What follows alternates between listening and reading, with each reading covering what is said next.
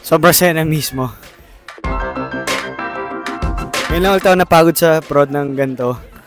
In the middle of the performance, nanunuyo na yung labi ko. Pero push pa rin kasi yun yung gusto ko sa mismo. Concept mo yung gagawin mo. So, bubuhos mo talaga yung puso at isip mo. Let's go! Actually, ginawa ko siya para sa army na kakilala ko na malapit sa puso ko.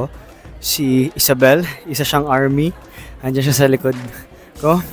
Tinulungan niya ako kung ano yung mga gusto niyang kanta and kung ano yung mga bagay dito sa prod na to.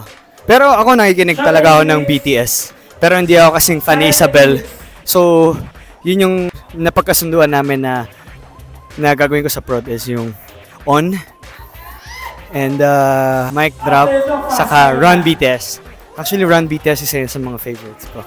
First of all, army ako. Pero alam ko rin naman na army din si Miguel. And isa lang din yun sa mga suggestions ko kasi alam naman natin na sobrang galing sumayaw ni Miguel. Mahilig din siya mag-rap. So talagang yun din yung naisip ko na, oh, shoot, perfect to din for Miguel.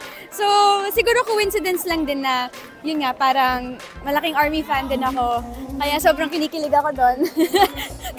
Kasi best of both worlds, di ba? Na napapanood ko si Miguel na sumasayaw ng mga BTS songs. Pero ako, I'm so proud of Miguel kasi talagang siya, sa kanya to.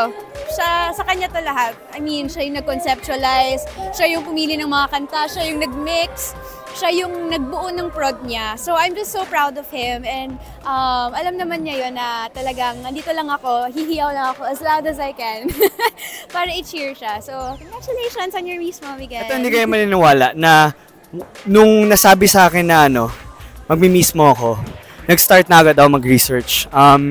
Siguro preparation ko for this is 1 month. Inaral ko yung steps nila, kinabisado ko yung rap. And mahirap siya kasi unang-una hindi naman ako nagko-Korean and sobrang komplikado ng steps nila. Kaya isa yun sa mga challenges na hinarap ko for this prod. Pero araw-araw nagpa-practice ako. Naging cardio ko siya everyday.